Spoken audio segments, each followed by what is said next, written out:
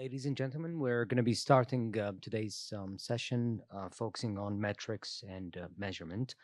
I'd like to thank everybody that's with us here today in person at PMAC 2023 in Bangkok. And for those that are joining us online via PMAC Live, good morning, good afternoon, good evening to all of you, wherever you're joining us from. At the outset, I'd just like to reiterate the World Bank's gratitude to the government of Thailand and to the PMAC Secretariat for the impeccable organization of PMAC 2023 and for allowing us this opportunity to be here together today to really discuss a topic which is very, very critical to the climate and health agenda. Allow me to introduce myself. My name is Tamer Rabi. I'm a lead health specialist from the World Bank. I sit in the Health, Nutrition, and Population Global Practice of the World Bank, where I lead the Health, Climate, Environment, and Disasters program for the bank, which focuses on the interplay between health and global environmental challenges, of course, with climate change being core and central to this agenda. We're here today to discuss how measurements and metrics constitute a very powerful tool to informing climate action on health.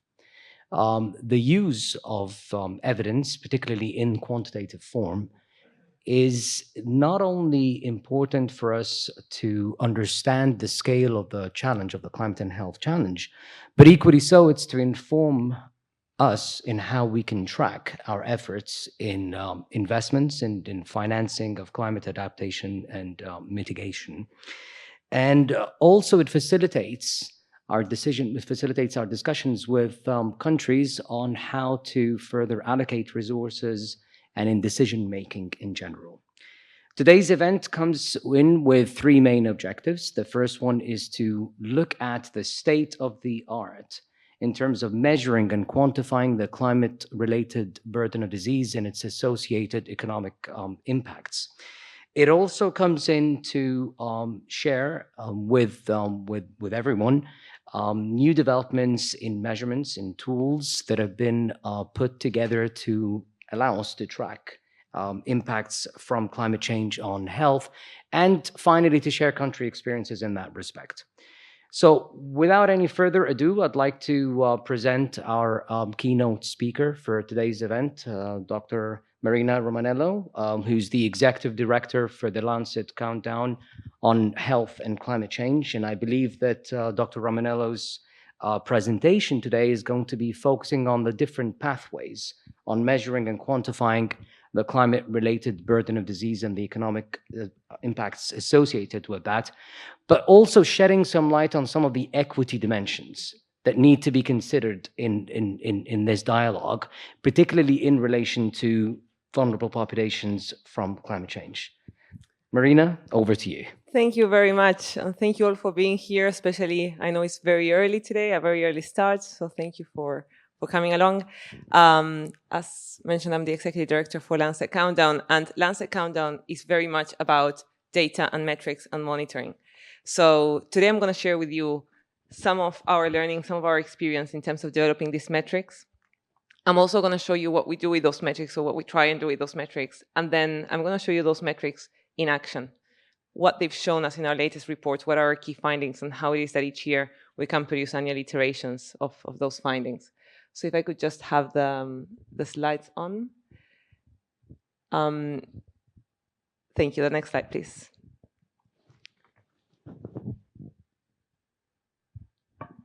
Brilliant. So just as a very, very quick start, many of you will know this. The Lancet Countdown's work actually starts in 2015 when the Lancet publishes its second commission on climate change and health. That commission concludes, it supports the findings of the first commission and findings by the WHO that climate change is the biggest global health threat of the 21st century. And it also finds that tackling climate change could be the biggest global health opportunity of the century because of not only of the avoidance of the health harms of climate change, but importantly because all of the potential, all of the potential co-benefits of climate action, the way in which it could deliver very sensible, very necessary public health interventions that go hand in hand with climate change mitigation and adaptation. And in that commission, published the same year as the Paris Agreement was signed, potentially the biggest global health treaty of the 21st century, one of the key recommendations was that we needed some system for monitoring the extent to which in our progress towards delivering the ambitions of the Paris Agreement, we were realizing those health benefits. We needed to monitor and help guide climate policy such that we would maximize the health benefits of action. The other way around. And it's there that the Lancet Countdown is born with this purpose of tracking and monitoring. And when we think about the Lancet Countdown, it is not just one project. It is basically a very, very big collaboration. And we intentionally take this very open approach where we bring together leading researchers from around the world, from across all disciplines that can help us tackle and think about climate change and health from a multidisciplinary angle. And I think that is essential to addressing climate change, to measuring the linkages between climate change and health. It needs a multidisciplinary and a cross-disciplinary approach. So as you can see, we bring together 51 now in our global report, institutions, leading academic institutions and UN agencies around the world. And this has over 99 researchers now that contribute to our annual iterations of global indicators. So why metrics? We don't want metrics just to, as one of our co-chairs, Hugh Montgomery, says, just to monitor our own demise. We don't care about tracking impacts passively and not being able to do anything about it. What we want metrics for is to monitor the situation, understand where we're standing, but allow that to inform our interventions and our priorities, and to allow us to evaluate, once those interventions are implemented, the extent to which they're delivering the health co-benefits, and allow us to fine-tune, to course correct. So we need to identify and monitor changing and emerging threats to health. What are those risks? What are the determinants, such that we can action against minimizing them? We need to identify vulnerable populations to know which are the groups that we need to be protecting and that we need to be prioritizing in our action. We need to inform the prioritization of interventions. What are the interventions that are most crucial and that could deliver the most health benefits? Importantly, we need to incorporate the health considerations into any type of cost-benefit analysis. We have good evidence that when you take into account the health impacts of climate change and the co-benefits of climate action, it is a no-brainer, and the benefits drastically outweigh the cost of action now and in the future. We need to be able to monitor the extent to which we are delivering our commitments and keep countries accountable. And we need to evaluate the impacts and the benefits from those interventions, be able to course correct and evaluate our progress. So with that, we've been producing 7 iterations now on these indicators. Annually, we have over 44 indicators monitoring the linkages between climate change and health. But what is important is that that data, we try to put it available to policymakers. We work with partners around the world to produce policy briefs that build on our evidence to make policy recommendations. And we also provide the data online because we want to ensure that it is available and accessible at the highest level of temporal and geographical resolution for those that need to take action. And as I said, this requires an interdisciplinary approach. And when we think about climate change and health, when we think about health in general, we need to be very aware that we're not talking about disease, that we need to take an approach, particularly when thinking about climate change, that encompasses every dimension of human health and well-being and puts people at the center of how we understand the Paris Agreement and how we respond to it. So you see there what is kind of the framework of the Lancet Countdown. We look at the health impacts of climate change. We try to monitor these health impacts. We monitor impacts as well as emerging risks. And in thinking about risks, we understand risks as a combination of hazards, exposures, and vulnerabilities. And we have an enormous challenge in measuring the health impacts of climate change. That is that countries generally do not share their health impact data. It's very rare to get access to weekly and not even to talk about daily mortality data. Very few countries share that.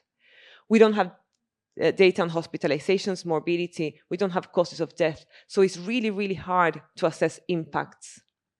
So what we do with our impact indicators, for very, very few of them, we can actually assess those effective impacts and how they're happening in different places around the world. But for many of them, we rely on our epidemiological models. We use exposure response functions. We build on the literature to model the health impacts based on how are the exposures changing, how's the population changing.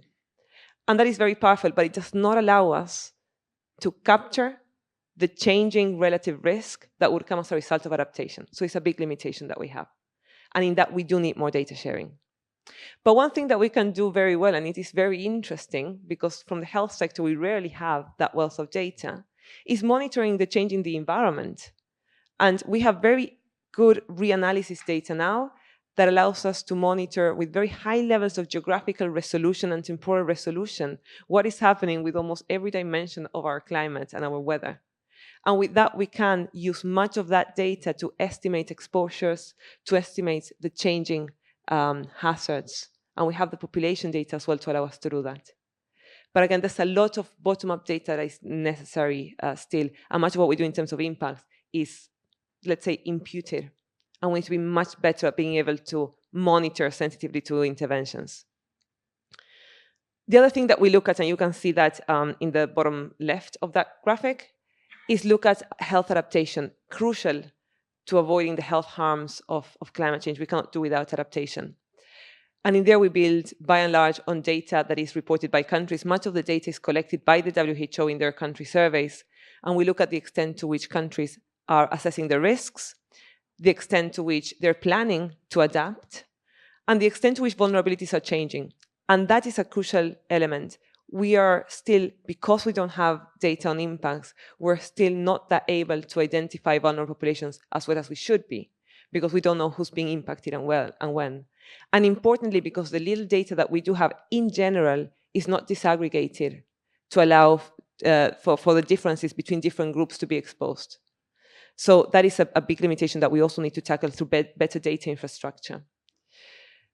And when it comes to the adaptation indicators, by and large, what we're doing is monitoring process, but not monitoring implementation or outcome of that adaptation. Another big limitation that we have in terms of adaptation. But still more and more data is being collected, and more countries and cities start to report their plans, and that helps them also build awareness of the need to develop them. On the right there, you see health benefits of mitigation, also crucial. We need both adaptation and mitigation if we are to deliver a livable future. We need to keep under 1.5 for a livable future. We know that very well. The IPCC has shown very solid data. So when we look at mitigation, we understand that anything having to do with greenhouse gas emissions is a health issue. Greenhouse gas emissions are environmental pollution and affect our health directly and indirectly. So we monitor the energy sector, we monitor the food sector, we monitor the transport sector, and every single of the biggest emitters, as well as the health sector and our own emissions from healthcare. Those indicators seem a bit further away from the health signal, but it's very important that we understand that the way we produce energy is a health issue. That's why we bring them closer to us. And the other thing that we monitor here that is also crucially important is the potential or manifested health co-benefits of climate action. We look at air pollution. By and large, we use models as well, atmospheric models, because most countries don't have even monitoring of their air quality. But atmospheric modeling allows us to understand where emissions of particulate matter or other forms of air pollution is happening and how people are getting exposed. And we also monitor things like the dietary benefits of a planetary Eat Lancet diet, as we call it. And what are now the health harms of the meat-rich and the high carbon intensity diets that we hold. And then what you can see in that red circle over there is another crucial element that we monitor, that is the economic considerations and the political, social, and public engagement. And when we look at the economic considerations, we look at two main aspects of it. One that is perhaps the most obvious one, that is, what are the economic impacts of the health impacts of climate change? What does this mean in monetary terms? Something that is a very powerful argument, a very powerful tool, and that policymakers are very sensitive to. And in looking at that, for a few indicators, we have data. There's data being collected, for example, on the economic impact of extreme weather events, which affects the socioeconomic determinants of health. We have data estimates on the potential income lost as a result of the exposure of workers to extreme temperature and how their labor productivity goes down. So we can estimate that. But by and large, when we look at the monetary terms of our health impacts of climate change, we're monetizing lives. We're saying, well, how many people died from extreme heat? What does that mean in money terms? But that is almost symbolic. We're still not being able to collect data or to assess the actual effective economic costs of climate change. And that is crucial for policymakers. So much work also to be done in terms of capturing the actual effective economic impacts. And in that section, another thing that we're monitoring is the economic aspects of the transition. Again, something that seems a bit more detached from health, but that we think is fundamental to the socioeconomic determinants of health and to understanding that a transition to a low carbon economy is a fundamental health priority. So we look at things like, for example, carbon subsidies and the extent to which we're allocating public funds to subsidizing the climate crisis rather than our health and well-being. We look at what the fossil fuel industry is doing and where their investments are being put, because that is a health priority. And finally, when we look at the social, political engagement, we try to look at the extent to which key actors in society, key decision makers, and those that influence decision makers, including the general public, are understanding that when we talk about climate change, we're talking about health, and that should be at the center of how we understand and respond to the climate crisis. So as you can see, we have a very broad diversity of metrics. We have over 40 indicators that span all these different sections. And in those indicators, we do need to have many different strategies and techniques to tackle all of these different questions. But there's huge limitations. I mentioned some already. There's an enormous scarcity of data on the impacts and outcomes, the impacts of climate change and outcomes of climate action, particularly at adequate temporal and geographical resolution. We have an enormous challenge of attribution that is more and more being tackled through detection attribution studies, through statistical analysis that allow us to pin down what is the responsibility of climate change to different impacts that we're seeing, and what is the effect of different interventions as well in the health outcomes that we observe. But still much to do there. Another huge challenge is generally when data is collected, we do not have disaggregation by relevant groups. Gender is practically never included. We sometimes have sex, but not gender. Very big difference there.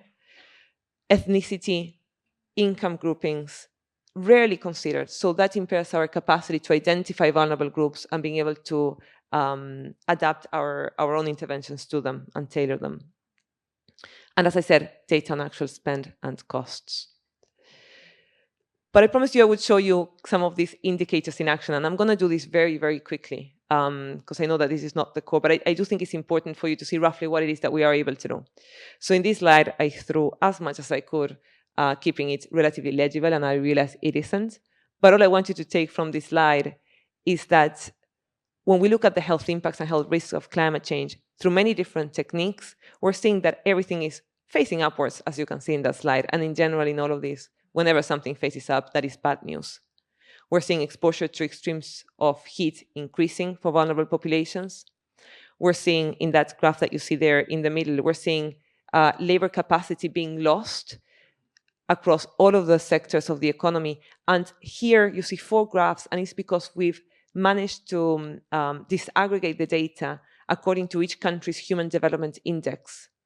And what we see is that countries with the lowest levels of Human Development Index have a disproportionate amount of hours of labor lost in the agricultural sector, where workers are generally the most vulnerable and where their livelihoods and their food security depends on that labor capacity. Also enormous impacts in terms of GDP, of income loss. And for the lowest Human Development Index countries, the proportion of their GDP that is being lost as a result of the exposure of workers to extreme temperatures is much larger than in the high-income countries, where the proportion of the GDP, obviously, with large GDPs is so much less. And there we see enormous inequities in terms of how those impacts are affecting different countries. We see food insecurity going up. We see more and more extreme weather events becoming deadly. exposure to wildfire risk increasing, and the environmental conditions becoming more and more suitable for the transmission of infectious diseases, even if their incidence is going down, because sometimes we have very good adaptation. We do see the pressure of the environment going in the wrong direction and making our capacity to manage those diseases a lot more challenging, and that particularly affects non-neglected tropical diseases like dengue, malaria, cholera, that affect lower and middle-income countries disproportionately. And looking at adaptation, I'm just going to show you one example of it. Again, here we have disaggregation of the data by Human Development Index countries, looking at inter-country inequalities, but not at intra-country inequalities. And what we're seeing is that countries, by and large, are not acting fast enough to implementing the international health regulations, particularly for health emergency management, that would allow countries to cope with public health emergencies, with infectious disease outbreaks. And what we're seeing here is a big divide, as you see in the graph there as well, divided by Human Development Index country. The very high Human Development Index countries are by and large implementing these essential measures and strengthening their health systems a lot more than the low Human Development Index countries. So those countries that are being affected the most, that are the most vulnerable, are also not implementing fast enough the adaptation responses to build resilience and coping capacity. So with that, what we're seeing is that the health impacts affect disproportionately the most disadvantaged countries, that we're not responding fast enough, and that the inequalities gap is expanding as a result of climate change. And as I said, we look at energy. One crucial aspect that we look at is the energy that people use inside their homes.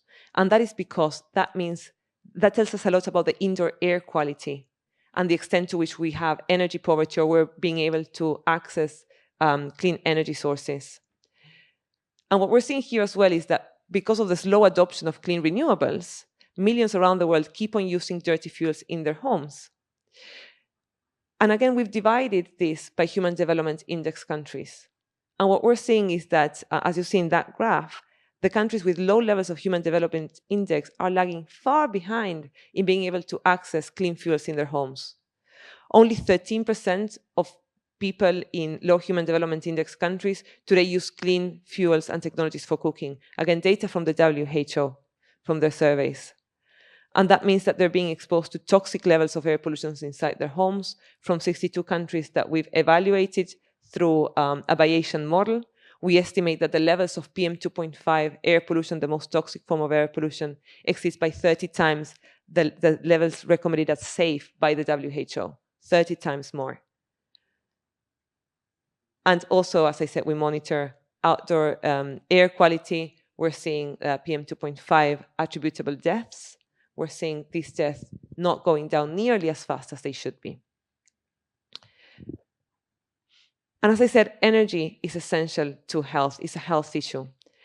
And again, here, what we're seeing is that despite our commitments, our climate commitments, we're not acting nearly fast enough. Since the moment that we signed the UNFCCC, where we committed to decarbonizing, we've reduced the carbon intensity of our energy system by less than 1%. So we've practically done nothing. And when we look at the adoption of clean renewable technologies, while we are generating more and more electricity from clean renewables, again, a big difference between different Human Development Index groups, with countries with low levels of Human Development Index lagging very far behind in the adoption of clean energies, which means that they're not being able to access that economic transition and the health co-benefits of climate action. And I'm going to just show you two more pieces of data. When we look at fossil fuels, this is very, very important. We're seeing that countries still allocate direct, effective fossil fuel subsidies. They allocate public funds to financing the burning of fossil fuels that is harming our health.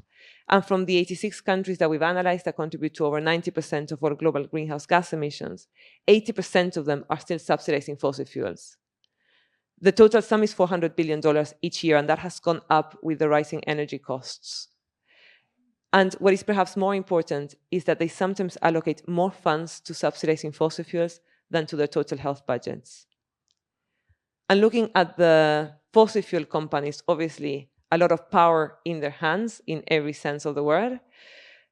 And we're seeing that despite their commitments to decarbonize, despite what we would say is greenwashing, despite what they say, when we look at what they do, the investments that they're doing today, the assets that they hold today, and the plans that they're unrolling today, most of which will not be easily reversed, would take them in 2040 to exceed by over 103% the levels of emissions compatible with 1.5. So they're actively jeopardizing our Paris Agreement goals, and they keep on exploring.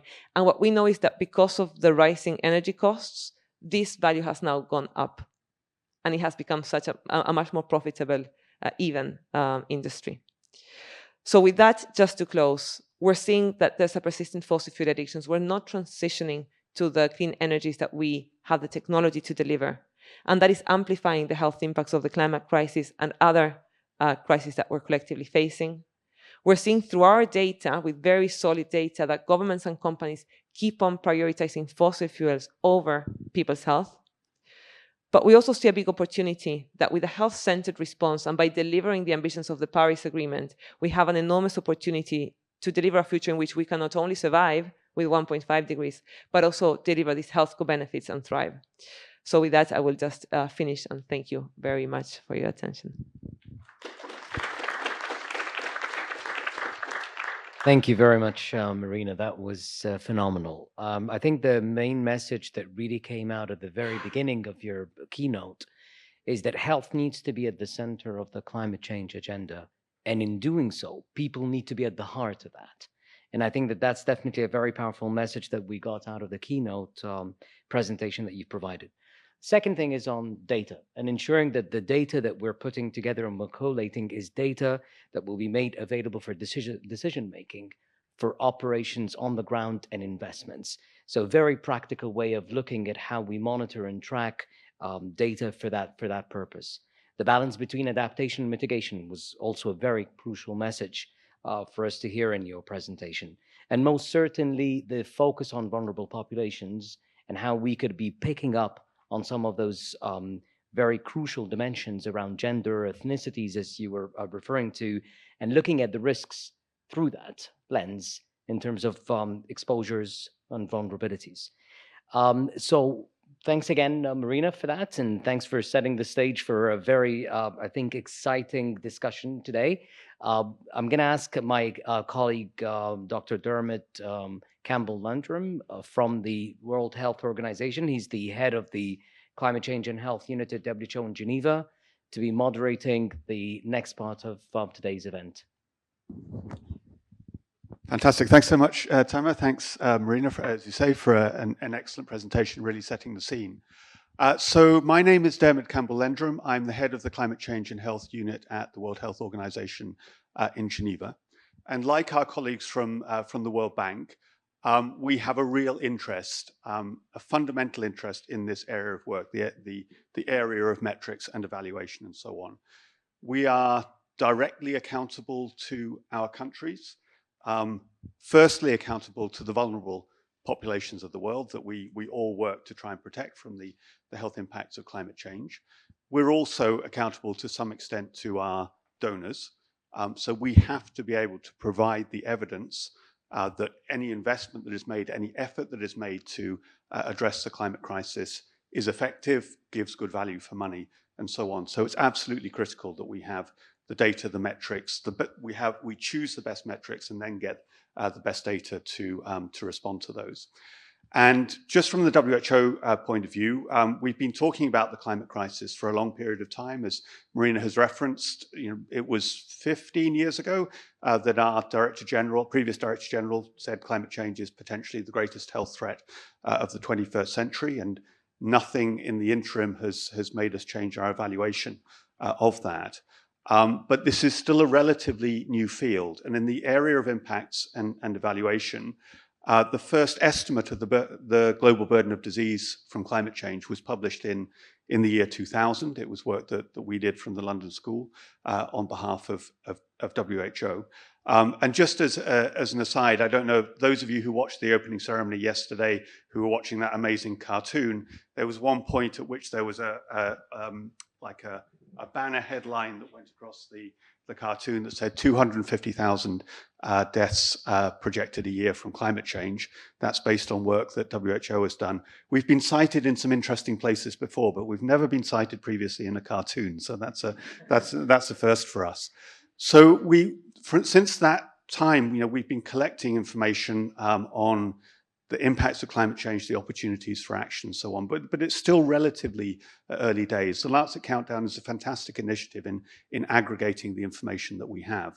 But we also recognize that in order to, as I say, be accountable to the populations we're trying to serve and the people who invest in those interventions, we have to improve basically our work on impacts, on metrics, and so on. And at WHO, we also recognize that climate change and health, it's a very diverse issue. Everything connects basically climate to health. We try and make this quite simple. We say we need to do three things.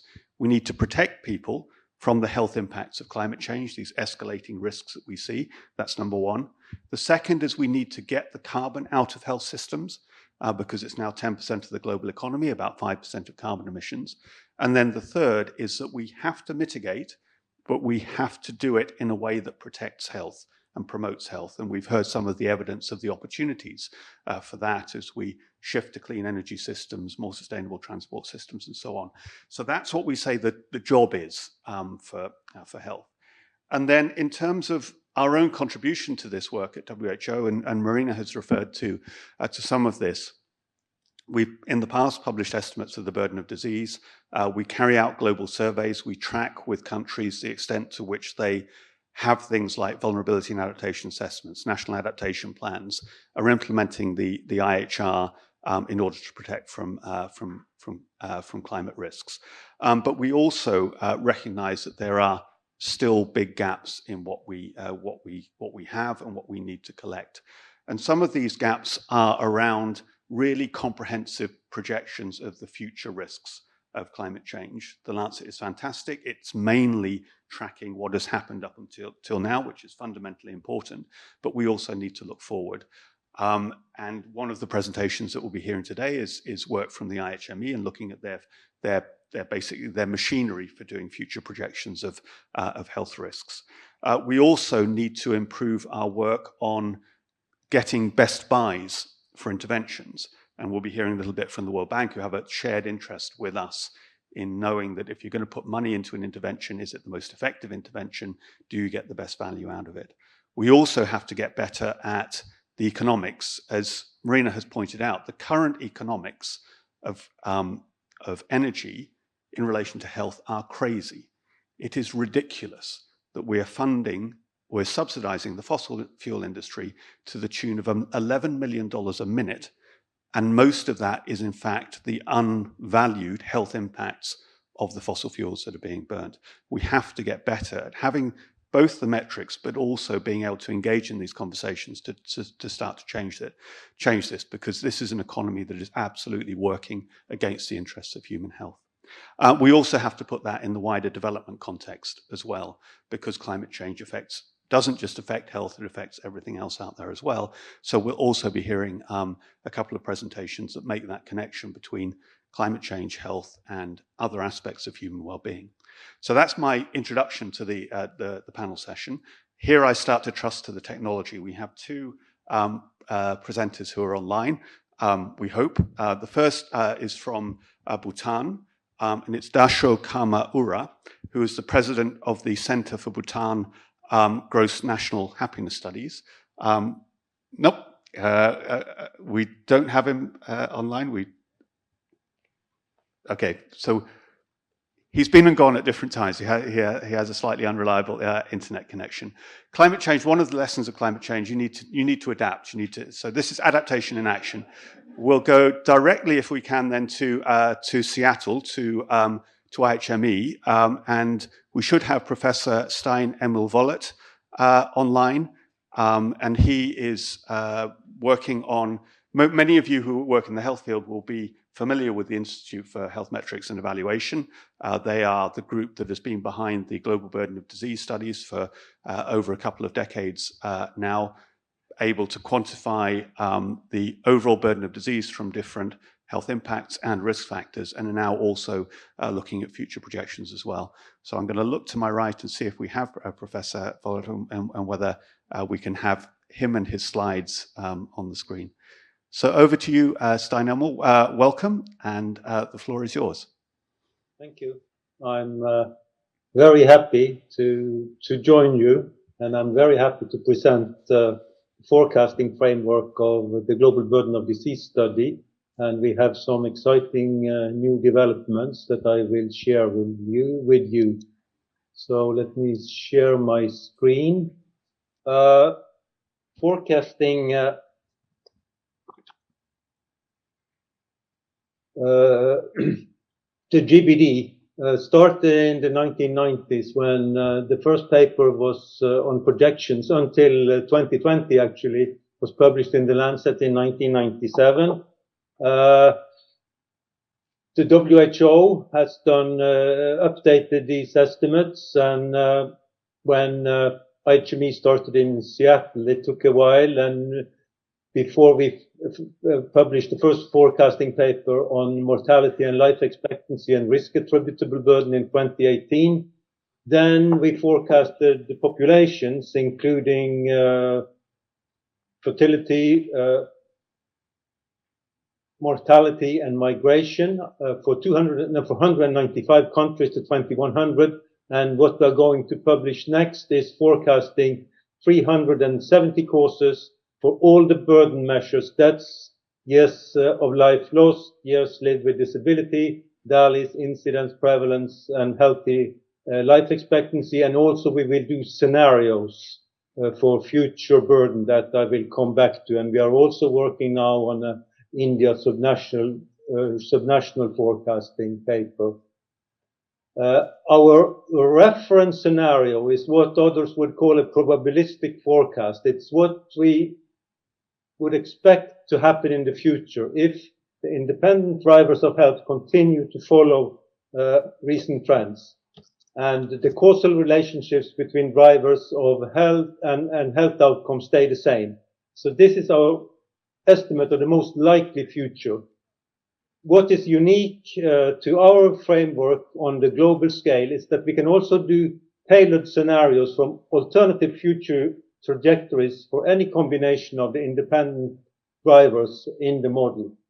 And this slide shows the wealth of independent drivers that we actually use to inform the forecasts. All of these are forecasted, and it's around 80, 90 of them. And if we start up in the left upper corner, you see the socio-demographic index, which is computed for each location or country from mean years of education, income per capita, and total fertility under 25 years. And we have a time series of this socio-demographic index from 1990 to 2100. We inform our forecast with vaccines for the relevant diseases: measles, DTP, Haemophilus influenza, pneumococcal, and rotavirus vaccines. We then, in the following, in the lower part of the first column and across the second and third and most of the fourth column, are all the risk factors modeled in the Global Burden of Disease study, from water, sanitation, hand washing, through air pollution and other environmental risk and occupational risks, and child and maternal malnutrition, tobacco, alcohol, drug use, 15 individual diet risk factors, other behavioral risk factors, like intimate partner violence, bullying, unsafe sex, low physical activity, and the main metabolic risk factors. And we also inform some of our cause-specific models with covariates as appropriate for each model.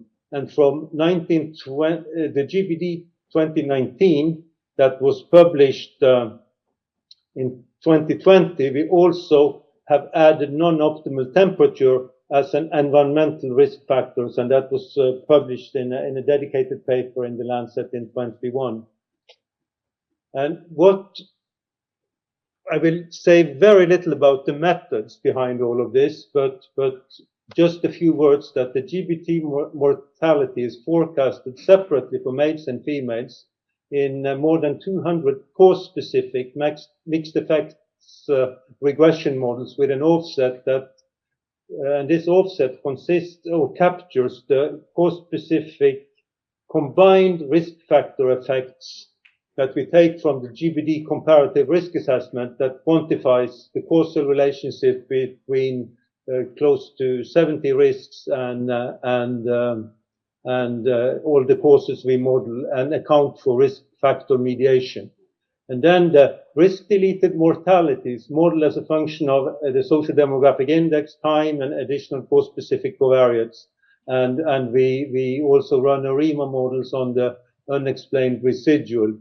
We also forecast prevalence and incidence at that they are informed by mortality via mortality to incidence and mortality to prevalence, and prevalence only mixed effects models for the non-fatal only causes and injuries. And I will go straight and show some results from our ongoing work. This first slide just simply shows the epidemiological transition from 2020 to 2050, where we see that the proportion of the DALYs that are non-communicable diseases increased from 61 to 77%. The proportion of DALYs due to communicable maternal, neonatal, and nutritional diseases are halved from 30% to 14%, and injuries stay at the same level of around just below 10% of the DALY burden. This slide shows life expectancy, and it shows the change from 2020 to 2050. And an interesting aspect that you can quickly see from this map of the world is that a large change or increase in life expectancy is showed in green and dark blue, whereas small increases in life expectancy are shown in red and orange. So we see that sub-Saharan Africa, parts of South America, Bolivia, Peru, and also Pakistan, Afghanistan, Iraq have the largest gain in life expectancy between 6 and 8 years, whereas Western Europe and North America and other high-income countries have gains from 1 to 2 or in that lower range. So this means convergence.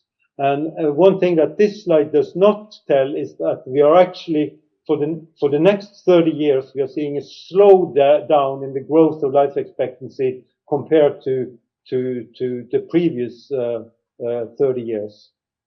This slide is just to show some cause-specific, simple global results. It shows from 1990 and through our projections to 2050, the global number of deaths by what we call level 2 global burden of disease causes plus COVID-19.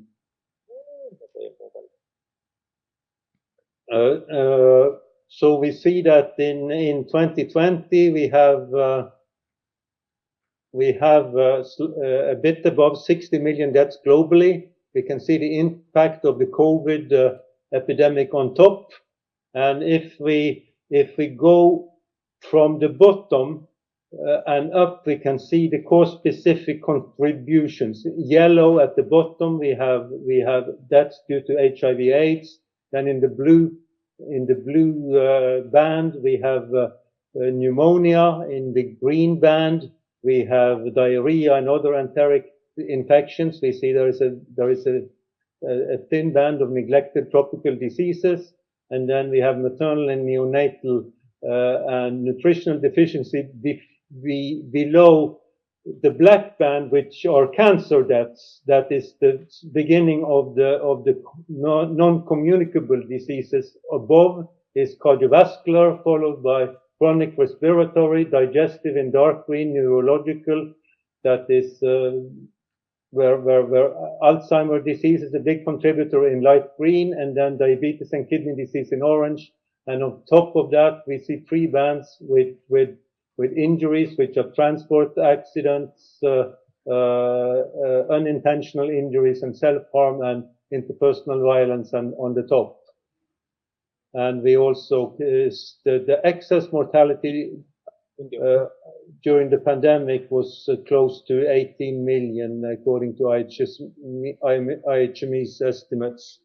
We could spend an hour on this plot. I will not do that, but just the point of showing this is that we see the total DALI burden in age standardized race on the top panel, which is 2050. And we show there is a white dividing line, and below that we see the non-fatal burden, the YLD burden, and you can see in brown musculoskeletal, and you can see in blue mental disorders. And on top of the dividing line, we see with the same color scheme we just went through, we see the non-communicable and maternal neonatal in yellow and green, and then followed by the band of cancers in black and red, and all the way up to the injuries on top. And we see the big contrast, and each column is one of the 204 countries we cover. And on the right-hand side, we see high-income countries, and we see the very small burden contrasted with the sub-Saharan Africa countries on the far right. And we see also, if we look at this sub-Saharan Africa, we see there is a dramatic decrease forecasted to 2050 in the burden from 2020, which we show in the low panel, whereas the decrease in rates is smaller in the high-income countries, but it's also going down there because. And just one thing to note is that I also show population.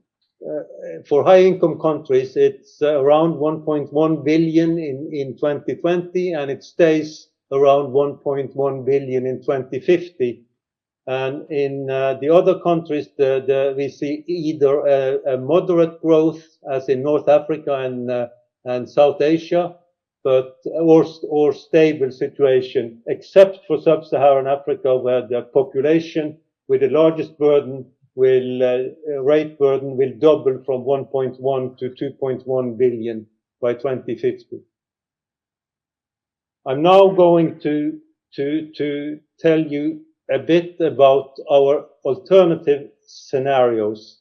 And what I will show you here are two what I call risk factor packages. One is environmental risks, which is unsafe water, sanitation, and hygiene, and which is access to hand washing, and air pollution, which is the combination of indoor and outdoor air pollution, and temperature. Temperature does not have much an effect on the scenarios I will show, so we can ignore that. And then we have a package of risk factors mainly affecting non-communicable diseases, which is smoking, diet, and BMI. And what we are doing with this scenario is that we are eliminating the risk linearly from current levels to zero by 2050. So we can actually see what will happen if we are able to eliminate environmental risks or risks from smoking, diet, and BMI by 2050, and the combined effect of that. So on the left-hand side, we see from 1990 until now, we see the past and the COVID pandemic, and then we see the divergence of the three scenarios. In the reference or most likely scenario, we will end up at 92 million deaths in 2050. If we eliminated environmental and smoking, diet, and BMI risks, the number of deaths would be reduced by 15%, down, or we would save 14 million lives. If we go to lung cancer, we see that the most likely future is that lung cancer increases from slightly above 2 million deaths to close to 4 million deaths, but this could be reduced to by 1.3 million deaths, a 33% reduction if we eliminated smoking and air pollution. Ischemic heart disease is the next one. We see we can halve the number of deaths in 2050, the most likely number at 12 million, down to below 6 million. And COPD, and most of this effect comes from smoking, diet, and BMI, of course, but there is also a component of air pollution effect that on ischemic heart disease. For COPD, we see the same thing. We could reduce the number of deaths, 7.3 in 2050 to by 2.1 million, a decrease of 28%. The biggest gain would be by eliminating air pollution, but there is also a gain, of course, by eliminating smoking. Diabetes type 2, we could reduce by 65%, and the biggest reduction is through diet and BMI, but there is also an air pollution component to diabetes type 2 in our framework. This is showing the same type of plot that I just showed, that shows not the number of deaths this time, but the global number of DALYs in the reference scenario by the level 2 causes. And then we see the change in the combined scenario and where we end up in 2050.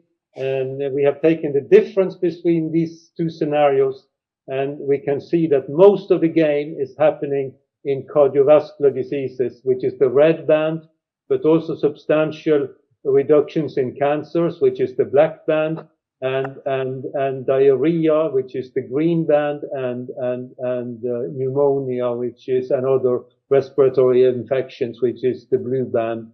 And we also see that for some diseases due to aging, we will increase the burden, for example, for musculoskeletal disorders slightly. I will end by saying a few words about the top environmental risk factors. This is what GBD 2019 shows. In 2019, 4.1 million deaths were attributable to ambient air pollution, and we can see the cost distribution. Most of it is IHD and stroke, but also lung cancer, LRI, and COPD are important causes that are affected. Household air pollution, 2.3 million. Low temperature, it's many of the same causes. The cause pattern is not too different. 1.65 million deaths. Ozone, which is the third component of our air pollution estimates, it's around 370,000, and high temperature is 310,000. We are forecasting this. I don't have results to show, but the next slide, and the reason I'm showing this is that work in progress with us right now is that we want to estimate air pollution burden from different climate scenarios, and we use the CMIP6 models. And what you can see here in this plot from this paper by Turnock, Allen, Andrews, and colleagues is that they have estimated future trajectories of PM 2.5 for the different SSP, RCP scenarios. And we can see that there are substantial differences between those. We have the RCP 7, which is the red one, pessimistic one. Then we have what we will probably use as our reference forecast is the SSP2 RCP 4.5, which is in yellow, and the optimistic scenario, which is 1.9 to 2.6, which ends up in 2100 according to the IPCC 2022, around 1.5 1 to 1.8 temperature anomaly in 2100. And we will link this, we will use our machinery to compute reductions in air pollution deaths and burden with this between these scenarios. This is just a summary. We are producing and will soon publish GBD forecasts of 370 causes and injuries for 204 countries with all burden measures, deaths, these DALIs, incidence prevalence for 23 age groups by sex to 2050. And we will also run these climate forecasts and population forecast to 2100. And yes, thank you.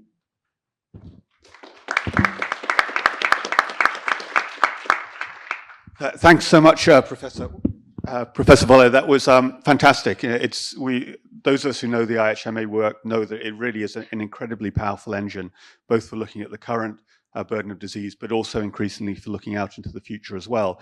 And so, for me, it was a very clear picture that in a few decades' time, there will be more people in sub-Saharan Africa, more of us be living in sub-Saharan Africa, more of us suffering from non-communicable diseases, sort of in a leveling of life expectancy. But it's this kind of work that allows us to think what kind of population will climate change be acting on a couple of decades from now, and the work that you presented on effectively on the opportunities that we have, for example, from how many lives we could save by reducing air pollution, which overlaps a great deal with what we need to do to combat the climate crisis, is incredibly useful. So thanks so much. I've lost track of what time it actually is in Seattle, so I think it's probably late evening, a day behind us. I hope you'll be able to stay. We hope to reserve some time for Q&As, and it'll be we very much hope to keep you on board. If I may, again, in the spirit of adaptation, Stephen, is it okay to turn to you now? We do have Dasho online. Fantastic. Okay, well, then we'll go directly to Dasho Kamaura from Bhutan. I will just kindly remind the remaining speakers we had allocated 15 minutes per presentation. We started a bit late and slightly behind. If you are able to keep to that, that will be really helpful to reserve time for discussion. But for the moment, it's fantastic. We can see Dasho coming through very clearly on the screen. We have his slides in the room. So over to you, Dasho. Okay, thank you so much. And I enjoyed the previous presentation so much. I hope that I can contribute a point or two. So I start here by starting my timing. So good morning. I'm to discuss measurements and metrics, but my presentation is influenced not by metrics and measurement in general, but by the metrics we use for gross national happiness. Is my voice level okay? It's perfect, thank you. Please go ahead. So you see these graphs. One is about progress being measured by GDP. Another is by Human Development Index on this corner. And this is by subjective well-being. So it's probably fair to say that these measurements at the moment dominate the field of measurement, particularly per capita income. But one of the issues with any of this measurement is that they are more or less explained by income. Even human development and subjective well-being are largely explained by income because these measurements are extremely collinear with income. So this is a subjective well-being measurement for Bhutan, but all I would like to say is bring up an issue that human beings report about subjective well-being yesterday, and today show that yesterday was far better than today. I haven't found a good explanation for this strange phenomena yet. Of course, for subjective well-being or Human Development Index or GDP, we do not only find these measurements useful at a national level, but we need to be able to decompose it further at many demographic or geographic level. Here you see the decomposition of our GNH index at geographic level, and that makes it policy targeting very feasible. But if you have only one number for the whole country, it's hardly so. I want to say that at the end, the two things might matter quite a great deal as we go forward, and one of them is the environmental quality, and the other is the social quality or social relationship. And here you see already the onset of the problem about climate change. When we ask different population groups, what affects them most from the environmental point of view, farmers who are most affected by outdoor life show that 66% of the farmers say that rainfall is become very erratic in Bhutan.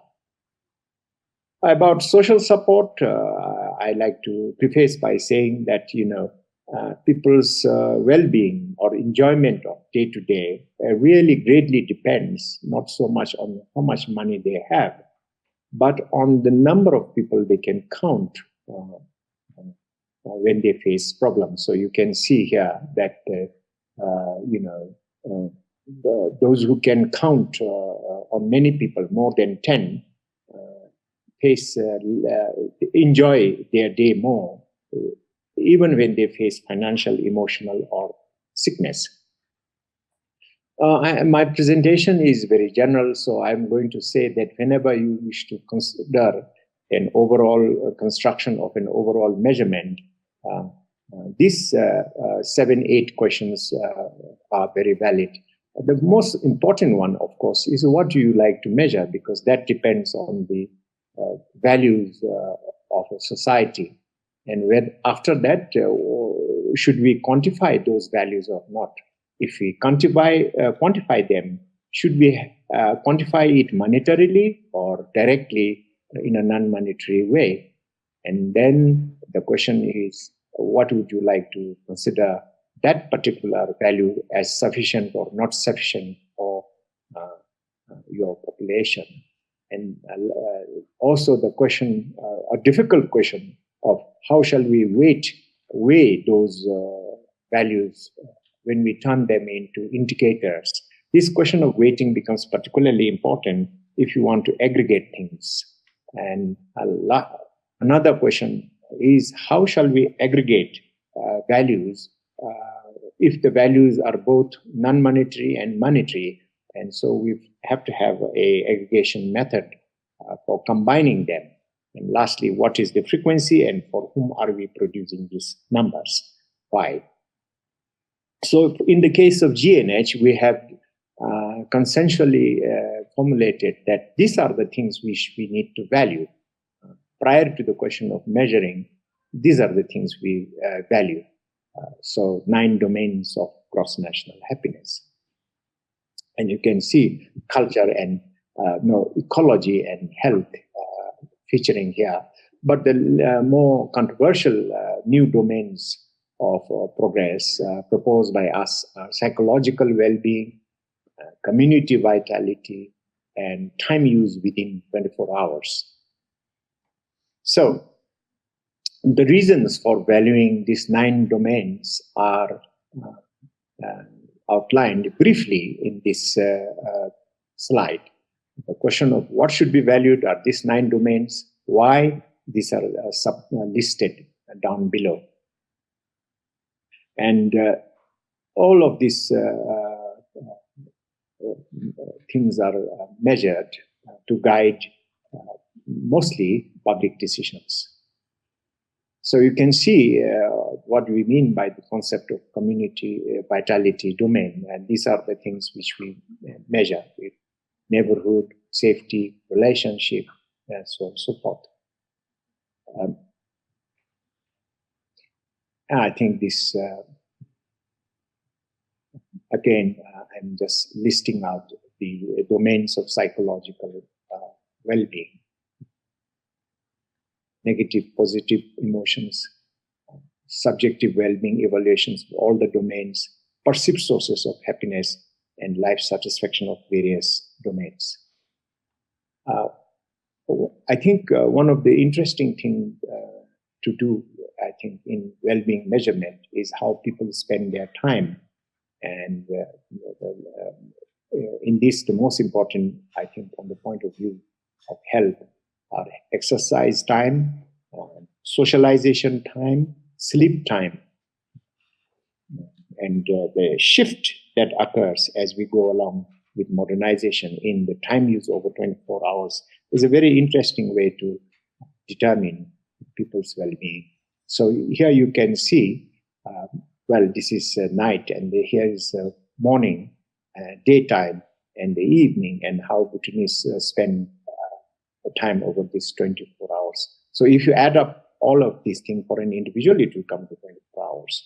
You can see that one of the undesirable things is a shift of time towards TV viewing in this country, which could be usefully devoted to exercise, physical fitness, constructive socialization, meditation, childcare, etc. Yeah, this is how it is measurement and concept come together in terms of health under GNH, not longevity, that is a national number, but healthy days per month, suicide, disability, GHQ, which you know is a universal measurement of stress, self-reported health and barriers to health, and GHQ questions, you know, from this side list. So I see the time is really rushing ahead, and I'm in this slide number 4 or 5 out of 50. So I shall not dwell too long on every, I think, too long. So I find that there is a great deal of correlation between people reporting health satisfaction and sleep. So those who lose sleep report far less satisfaction with their health. And these samples are 25,000 and statistically tested. Yeah. So mental well-being also is very tightly correlated with healthy days. So when we come to the third question, should we quantify? And if we quantify, should we do it monetarily or non-monetarily? Is yielded by many types of questions. So in GNH, we have this many questions, but most of the questions are quantitative. But there's quite a lot also measured by interval or scales.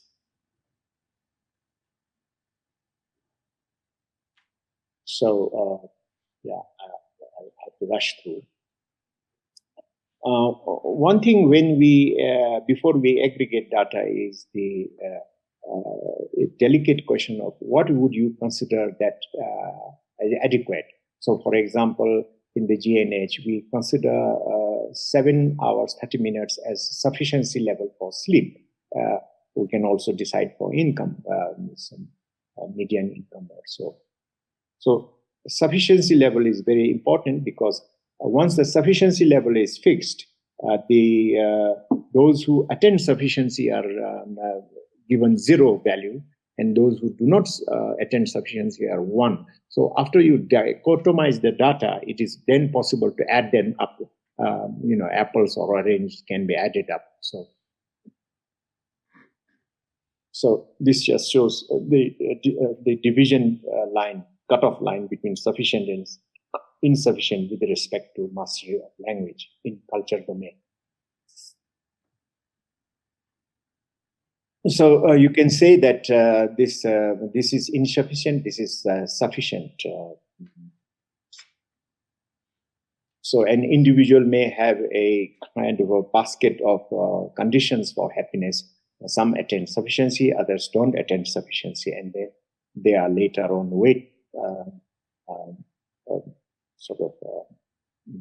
calculated. So this is how the weights are attached to different things. Quantitative variables get more weight, and qualitative variables get less weight. Index itself is a value between 0 and 1, closer to 1 being better than closer to 1, closer to 0. This is the kind of data we use. And this is the formula for index and the founder for GNH. So because of COVID, the progress in the indicator wasn't very much, but this kind of composite information is less useful than the decomposable one. And the aggregation method of GNH allows for nth level and nth degree of decomposition from the big blocks of groups, demographic or geographic, to the individual level. So targeting is one of the better property of the aggregation method we use. So these are the purposes for GNH indicator. You can see allocating resources, for example. The budgeting rule is affected by GNH indicators. One problem we see is that the female score much lower than male, and that the gap is narrowing down slightly only. We see that in the overall scheme of progress, the part which is supported by GNH, GDP, like living standard, is racing ahead. Education is racing ahead, but others are not progressing as rapidly, and that is why that's the reason why GNH index is not as excitingly showing exciting growth rate like GDP for politicians. Because when we gather so much information, we find that in life, some things are going backwards and many things, especially materialistic things, are going forward very rapidly. So by GNH, the most important thing is that the unhappy group, about 7.5% of the population unhappy, and this is narrowly happy. This 49% is narrowly happy only. It is only in this green zone where people enjoy solid, robust, stable happiness. And if you decompose what is the reason for unhappy people, 7.5% of the population, then these are the main reasons. Really, they achieve quite where the insufficiency level is very low in these areas. And insufficiency level is very high in these areas. So yeah. So in brief, what we find to conclude, these are the things, material things going ahead very rapidly, but psychological and perceptual things, cultural things are not advancing rapidly. So how do we use GNH indicators? We use it as a criteria for dividing budget allocation among subnational bodies, one use. Second use in screening public policies according to the criteria drawn from the GNH, about 26 criteria. Third thing, we use it to evaluate projects. And there also you find the project impact is very heterogeneous. It is very good for income and many things, but also not so good in its effect is negative sometimes when we have multiple criteria. We use also for We use it also for assessing big businesses here, especially public corporations. And this is the framework according to GNH. This is the process, and this is how we award certification. And biggest companies in Bhutan, like Bank of Bhutan, Bhutan Telecom, which is not working too well today, etc., have been assessed according to GNH business certification. Lastly, this is the idea about GNH. You apply to set a benchmark national goal by the single index, and you have 33 indicators for sectoral goals. Policy making is affected by policy screening tool and budget allocation formula, and projects are to be not yet done, this last part, to be assessed by GNH project selection tool. So with this, I end my humble presentation. I'm sorry to rush through, but probably you got a glimpse of what is happening with respect to GNH. Thank you. Thank you so much for that. That was absolutely fantastic. It came through very clearly, and thanks for paying attention to time. It's one of the messages I took from your presentation, that sort of mental stress and is a burden. It impacts on happiness, but that really was absolutely fantastic. And I have to say that it's so refreshing to hear this presentation that has a strong analytical structure, but really, at least to me, that sounds like my life, basically. It's not just a one-dimensional thing with just the monetary value in there. It does cut across all those dimensions.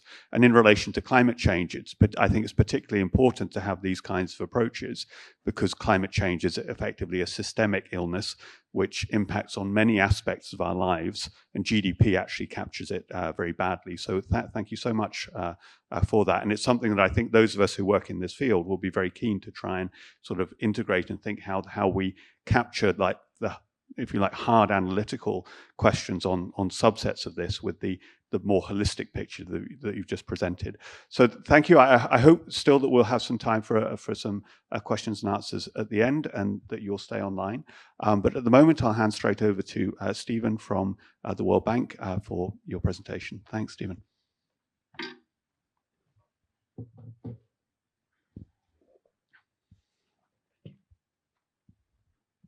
Thank you very much. And I should have some slides coming up, but just to introduce myself, my name is Stephen Dorey. I'm a senior health specialist at the World Bank in the health team, working with Tamara in the Health, Climate, Environment, Disasters program. So really, I'm going to provide a very brief summary, of the 3 diagnostics that we've developed at the World Bank in order to inform our operational work.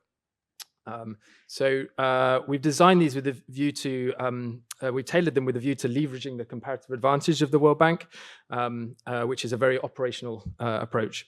And we're presenting these because we're aware that others are also working in this space, and there's a need for global coordination across the community. So as you can see on the slide, I'm going to talk about 3 tools that we're using at the moment. 2 of these, the Climate and Health Vulnerability Assessment, CHVA, and the Climate and Health Economic Valuation Tool, the CHEV, are very much adaptation focused. And the health sector carbon footprinting goes without saying, that's basically focused on mitigation. So moving rapidly on.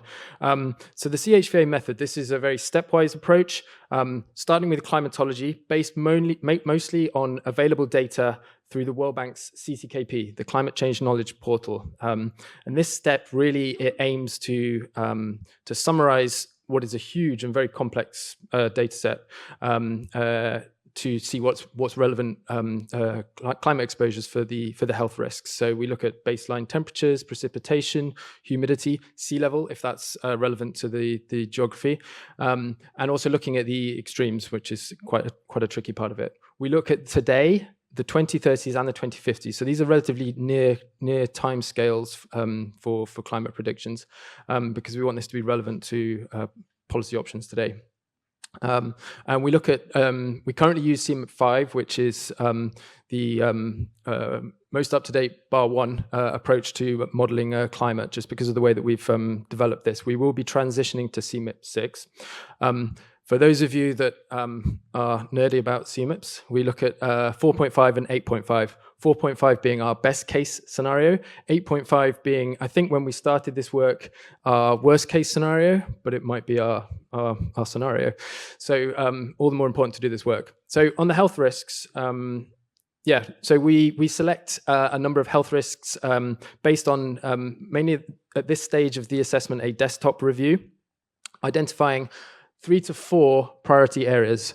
I think climate change is best described as a risk multiplier. So you could include every health risk if you wanted. And really, what this exercise is a process in is streamlining the information that is needed for our operational teams and policymakers. So we really try and focus on some priority risks.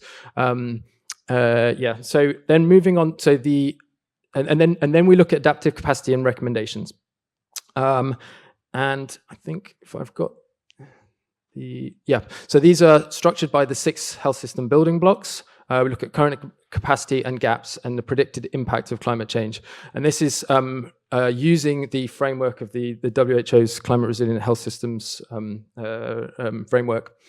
And we do that deliberately because we want to speak the same language as the rest of the development community.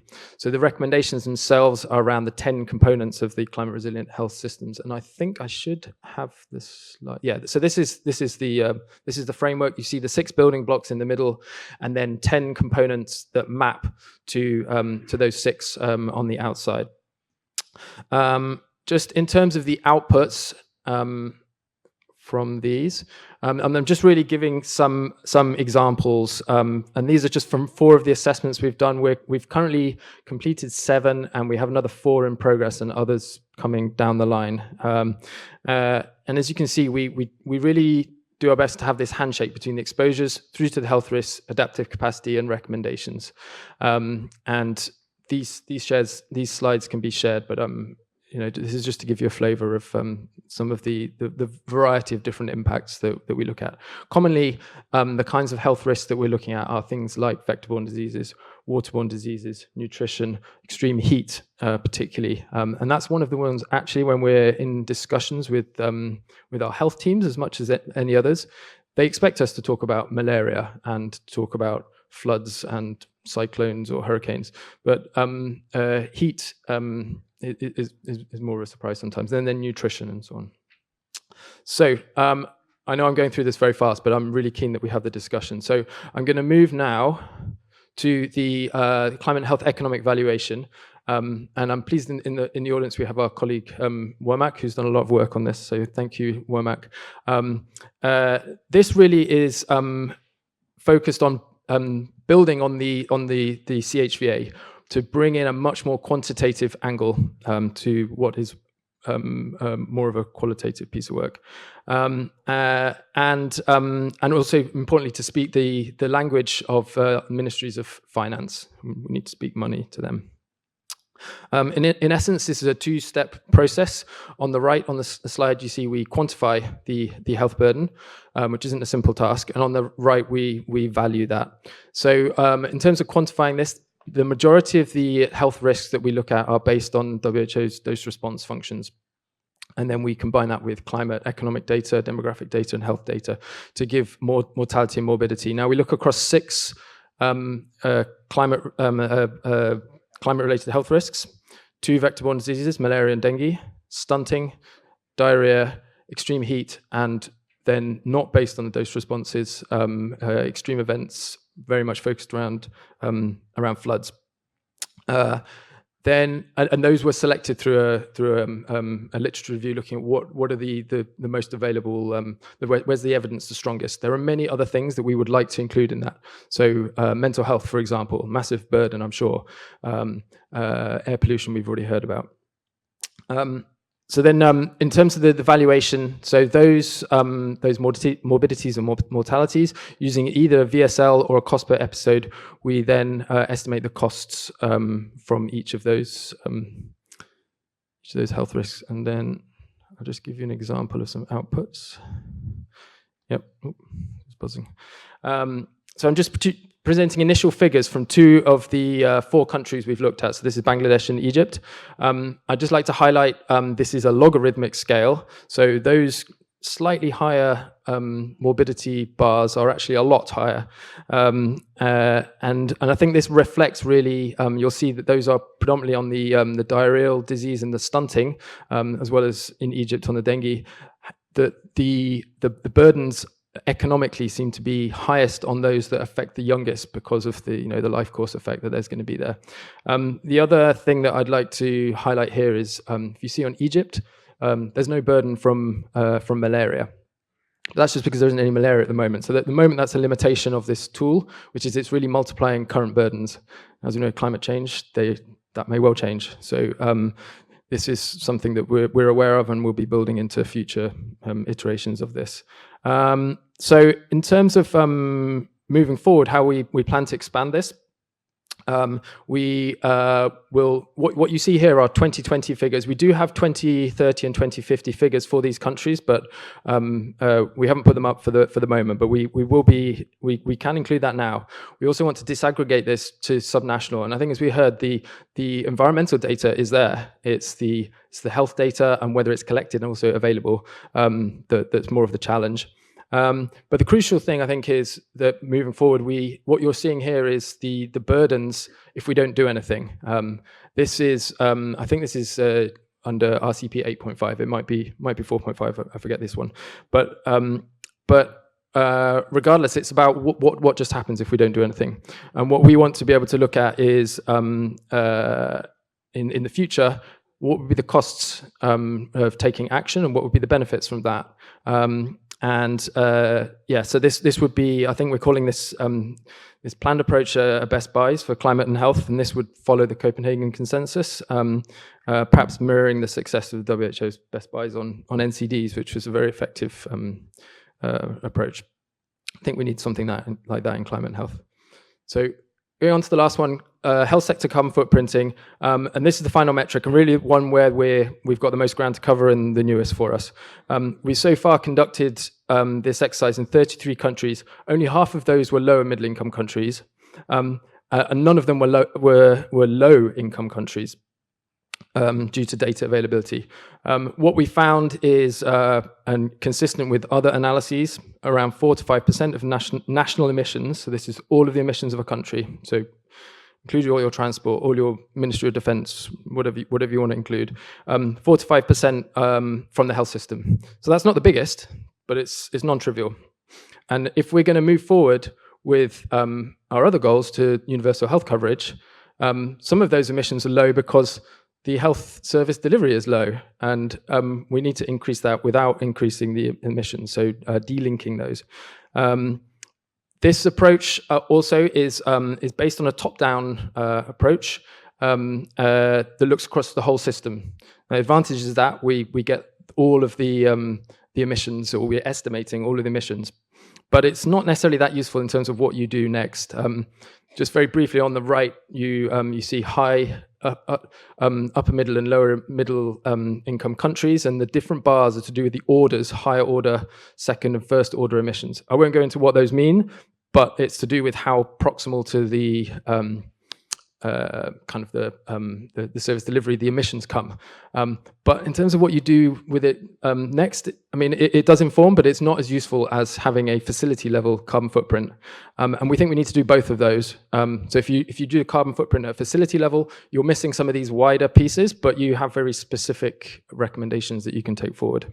And I think, as Marina said, this is not just about tracking our decline. We need to do something. Final slide really is just a map of where we've done these things. But this is important because it's not just about what we're doing and aligning those, but aligning where we do these. We have a lot of work to do. There's not very many of us, and we need to make sure that we don't duplicate, and there's plenty of work to go around, I think. So I'm going to stop there, and hopefully that wasn't too quick, and time for discussion. Fantastic. Thanks, Stephen. No, I think it was quick, but a lot of information. I think we're getting this a really good panorama. We've had sort of the whole of human experience from Bhutan. We've had the future from IHME. We've had sort of the hard, what does it take to get a Ministry of Finance to invest in certain intervention from the World Bank. We've had the full picture from Lancet Climate Countdown. And that is basically the range of metrics and so on that we'll need to tackle this really still conceptually quite new challenge of climate and health. So turning to the last presenter, so this is Alejandro René Dali Rivero. And again, I think back into sort of the big picture of the interactions between climate, health, and well-being. So Alejandro works for UNICEF and is looking again at different dimensions of climate change on factors which affect health, including migration. So over to you, Alejandro.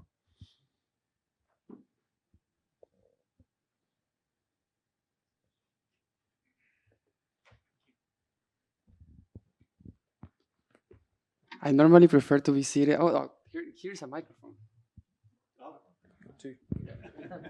We won't have you in stereo. Yeah, normally I don't like to be standing, so if I move, sorry. Thank you to all the panelists. I think we have had a overall very overarching conversation about data. So I will try to take a different angle on this conversation, probably focusing on two issues that Marina mentioned. First is a scarcity of data, and second, disaggregated data, and how have we approached that in UNICEF, but also in my advocacy work in Latin America. First, the second one, in my advocacy work, I work on air pollution in Colombia and several other countries in Latin America. We co-founded something called the Latin American Coalition for Clean Air, and we have the largest citizen monitoring network of air pollution in the region. What we use is low-cost sensors, just as this one. We work with schools, with young people and communities all over the region. We support young people to create their own local sensors in order to have data of air pollution in places where data is unavailable. So mostly everywhere in Latin America. Around in Colombia, according to the law, every city that has more than 500,000 people should have a monitoring air pollution station. Currently, 50 cities that have more than 500,000 people don't have an air pollution monitoring station. So where those stations are non-existent, we provide the air pollution sensors in order to provide the government with more data. So how can we make sure that we have bottom-up strategies to create data where it's not existent? That's a first idea. And I'll try to explain how is that good, but what are the problems with that approach? That's great because there is no data. So normally what happens is the government needs to rely as well as citizens in that information in the case of air pollution in order to understand when we have air pollution contingencies. Normally people don't know that there is an air pollution contingency because there's no data, so the health system cannot act if they don't know. When we are there, it's not that they act so much, but at least the media, and here advocacy plays a fundamental role of why using bottom-up data, understand that there is a crisis and then push the government to have at least a committee or a emergency council, particularly on the local level, to see how the health system and the environment system can work on the air pollution contingency. So that's great. What doesn't work that great? These sensors and the whole citizen science approach, which I believe is awesome, but has some troubles, mainly this requires internet, and this requires sometimes electricity. So how do you make sure that communities that don't have internet or don't have electricity use this? And the biggest trouble that we have had, we have deployed over 500 of these sensors across 4 countries. And the biggest issue we have is with schools that say, okay, I will monitor air pollution in my school to see what's the air pollution and how it's affecting children, but who's gonna pay for that? The government, the school, or the nonprofit? We're the nonprofit, and we say like, well, the government, international cooperation, no, and the international cooperation says the school and the government. So there is a passing. Everyone passes the ball to see who is the one actually paying for measuring the data. The good thing is that you need to have so much advocacy work in order to make the data available and making everyone aware that children and professors understand how the data works, how to measure it, and how to use it. That's great. So pros and cons. For example, we have deployed this in around 4 or 5 public schools in Bogota, in the capital of Colombia. And nowadays, because we have done so much training with young people, when there is an alert in the sensors, which they can compare with the AKI, with the International Air Quality Index, and it's red, they raise flags in the school to alert teachers and professors that there is an air pollution contingency, so parents can know that they need to take measures with their children before taking them to school. So it's an exercise of how we make sure that this data changes behavior in the local communities. That's great. Troubles. Nobody wants to pay for that. So we need to find who is responsible of that process. Second thing that in terms of bottom-up data that we have done, I think is really useful, is understanding perceptions. So we created the first survey of perceptions between air pollution and climate in Latin America, and we have deployed those 3 cities in Colombia, surveying around 8,000 people in 3 different cities to understand if people believe this is an issue, if this is an issue that is connected with health, if we should be doing something about it or not. Particularly, we are interested in not doing that in the main capitals of the region, but in like middle cities, to see if people in middle cities, for example, in Medellin, Cali, or Cucuta, where we have done it, believe that air pollution is a thing or is a thing of Bogota. So understanding if whether people in small cities believe that the problem is only for like metropolis or capitals. Curious thing, in all the cities we have done that survey, people believe that's the most important environmental issue in their own city.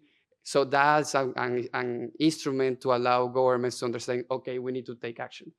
For example, in Cali, which is the 4th biggest city in Colombia, it was a thing when the government realized after the survey and after we made it public that citizens in Cali believed this was the biggest environmental issue in the region, in the city. So they started to create the first round table with citizens to work on air pollution. So another way of working where data is not available. And the third that we have done, but this is not on migration on climate, but I think it's a great idea, is leveraging social media to understand perceptions as well. We can use different tools such as big data, machine learning to understand what people say in social media. For example, understanding if there is a conversation on Twitter of people talking about hotspots of air pollution in the city or in the region. Normally they are. We do that for other topics, particularly on migration.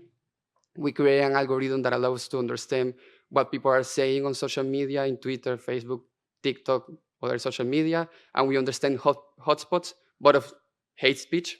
But with the same logic, you could understand hotspots of what people are saying around air pollution and where they're talking about it, and where that connects to geographically, where Black and people of color live, where migrants and refugees live, where other like underserved communities live, and cross-matching that to also understand how this data works at the community level. That in terms of scarcity of data. Talking about disaggregated data, I'm putting my UNICEF hat instead of my advocacy hat. And if we can share the screen, please, the link.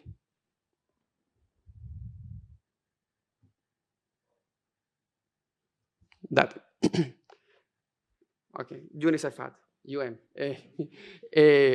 In UNICEF, where I work as a consultant for the last 3-4 years, we have worked a lot to disaggregate data in terms of climate and health and the impact it has specifically on children and young people. So a lot of the data we saw was overarching data, or at the most men and women gender-based data, but we have information, and we created this last year, is the Children's Climate Risk Index. It's the first index that takes into account the specific effects of climate change on the lives of children and young people all over the world. We took into account 2 variables. First, exposure to climate and environmental shock and stresses, and second, child vulnerability. 2 different threats such as air pollution, floods, water scarcity, vectors of diseases, among others. So what you see here, and the big conclusion of all of this, is that around 1 billion children, that is nearly half of the world's children, live in extremely high-risk countries. We're talking around 330 million, 1 out of 7 children globally, are exposed to at least 5 major climate hazards in the world, which includes water scarcity, air pollution, different vector diseases, dengue, malaria, among others. In the case of water scarcity, that is the highest, is around 920 million children exposed to water scarcity. We did this in order to understand how children are the most vulnerable of all the groups to climate change, and how we need that data in order to create children-focused policies.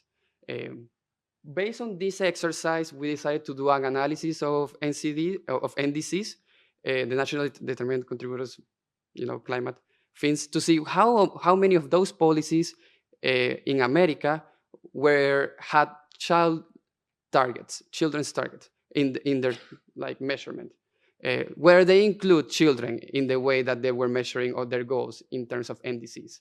And only 14% of the NDCs in Latin America in general included children targets.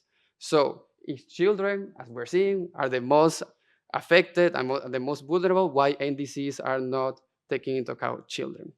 If we join up these two conversations, conclusion, we need data from other sources, particularly in low and middle income countries where we don't have enough data, or the data that we have is not reliable. We need that data in order to do advocacy in terms of social movements in particular, but also to influence public policies. And we need to make sure, if we do have the data, that the data is taking into account the most affected. It would be great to have even more interconnections between race, ethnicity, among other issues that we know will probably give us a more accurate number on the people most affected by it. And I think that's it, so we have time for conversations.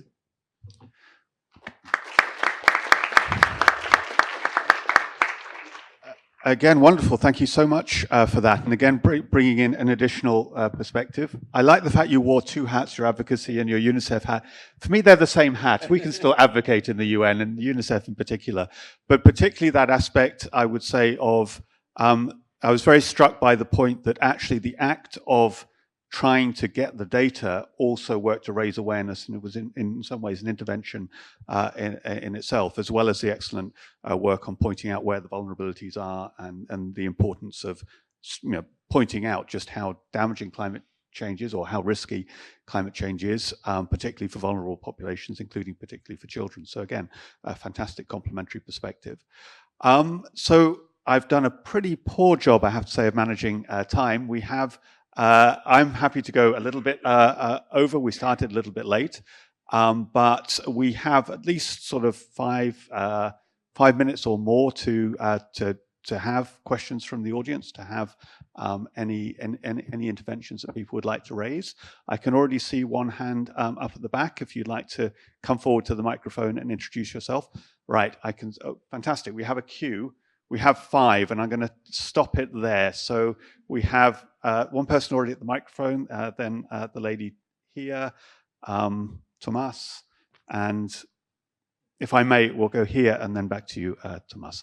Please, if you'd like to introduce yourself and pose your question. My name is John Ji. I'm from Tsinghua University in Beijing, China. I came here to hear Tamer and Stephen speak because I'm a fan of their work. I do have a comment, more of a comment than a question, which is on the dose response relationship that gets used as an input parameter in a lot of these health economics models. I'm an epidemiologist, so I do the work on dose response. And I'd like to raise the topic of exposure misclassification. In the case of air pollution, for example, we did studies where we find low levels of air pollution in China have a higher relative risk of mortality outcomes than higher air pollution. Now, what can explain this phenomenon? What we discovered is that with satellite or ground-based monitoring, we find that the low air pollution places have actually higher indoor air pollution because people are using biomass for cooking. And the amount of pollution you get from that is much, much higher than ambient air pollution. So after adjustment for the indoor air pollution, we find the real estimate of ambient air pollution. So some of these dose-response relationships really depend on biomonitoring or personalized monitoring, like the device you presented on these topics. So I just wanted to raise that point and hopefully generate more accurate exposure assessment. Fantastic. Thank you very much. We'll take all of the questions and then we'll just do one round along the panel for the panelists to react to whichever of those questions they feel that they are in their best place to answer. So if I can ask you, please, to introduce yourself and then your question. Thank you. Very good morning to all of you, and thank you very much for this very interesting session. I'm Dr. Inoka Suravira. Well, I'm the technical lead of Environmental and Occupational Health Program in the Ministry of Health in Sri Lanka. Now, it's very important that we do these cost estimations because, for policy, directions.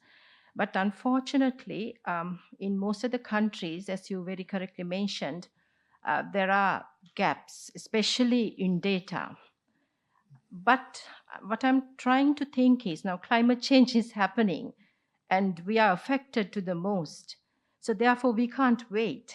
Now, rather than having these sophisticated kind of estimations to show that there are impacts and then the costing of those things, I mean, is there any plan to develop questionnaires or ways of estimating the cost estimates?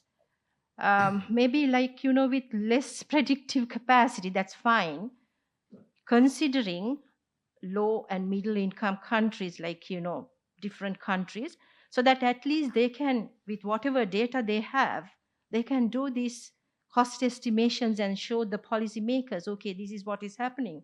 But with that, of course, they can move on the ladder. So like, are there any plans to develop such questionnaires so that at least they can start with the work?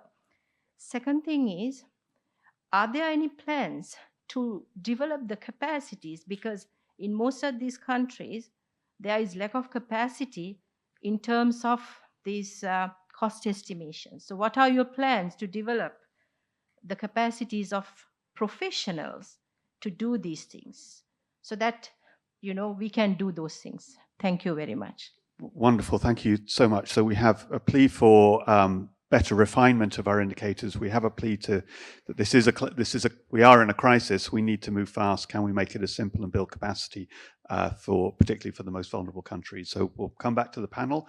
Yes, please. Ariel Pablos, professor of medicine at Columbia University in New York. And we were yesterday in the communications panel where it was clear that health impact is one of the best ways to raise awareness. And at the same time, I find some dissonance with epidemiology. And I want to really get the views here. How do we proceed? Child deaths in the world were 17 million in 1970, down to 12 million in 1990 after the first child survival revolution. We are now below 5. And we are likely to see the end of preventable child deaths, yet as the world is heating up. Professor Walsett, wonderful presentation and scenarios show us that temperature drops out of his models. That is going to be behavior that's going to drive. Pollution 10 times more than temperature. How do we reconcile this data with advocacy to be really effective? Because otherwise, this data will detract from the sense of crisis we're trying to communicate. Thank you. Wonderful. Thank you. Again, a really important question. Please. Yeah, thank you. I'm Sulakshna. I'm from the People's Health Movement. And yesterday I was moderating a session on climate injustice, ethics, fairness and distributions. And just wanted to bring in, some aspects, dimensions from that session. So I think when talking about metrics and measurement, we also need to talk about ethics. And I'm really wondering how the panelists sort of, what are some of the ethical considerations that they have grappled with? For instance, we need disaggregated data. There is so much inequality even within countries, whether it's of class, of caste, gender, where people live, the work people do. And the second point, I mean, and the second dimension is also accountability of us, towards people whose data we are using. How are we using the data then to change the things for them? And the third point of ethics that I want to bring in from yesterday is that, finally, measurement is also political. So, what is it that one uses the data for, and what data one uses? So, for instance, we had Maureen from the Pacific Islands, and she was talking about how, we talk about electric cars, and there's a whole narrative around how fantastic it is, but we don't talk enough about deep sea mining and the minerals, and the way that process affects the communities in the Pacific Islands, that goes to make those batteries in the electric cars. So I just wanted to bring in this this point of ethics and politics, within the work that we do, which is there. And I think we just need to recognize that.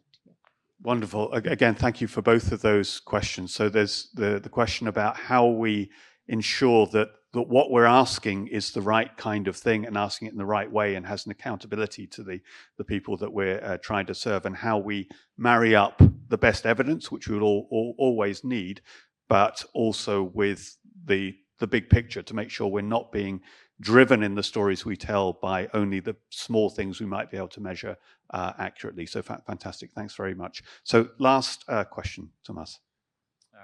Good morning. Thomas at World Bank. My question is short, and it's to Marina. On Lancet Countdown, it's very comprehensive, wide scope, but I may have missed it, but it didn't touch on carbon footprint of health sector. If I'm mistaken, I'm sorry, but if not, then perhaps an explanation. Why not? Thank you. Wonderful. Thanks, Thomas. So I think we have a fantastic set of questions, and I'm just going to go, to keep it simple, go back to the panel and ask if you can to, in 1 minute, to either pick a question or to give a final comment on what you think we need to do going forward. But I'll just ask you to react to the questions, and if there's one that you think specifically relates to you, to take that on. And if we can go first to Bhutan, to Dashup, if I can pass the mic to you. Just 1 minute. I think the question of ethics is paramount. The lady brought it up. And from a climate change point of view, we know that we have to do something very drastic, because the ethical consequences of the death and suffering of human beings, not to speak of other beings, sentient beings in the world, has already been estimated. It is coming to something like 6 million deaths per year, suffering. So it's no longer about really individuals' happiness and individuals' goal.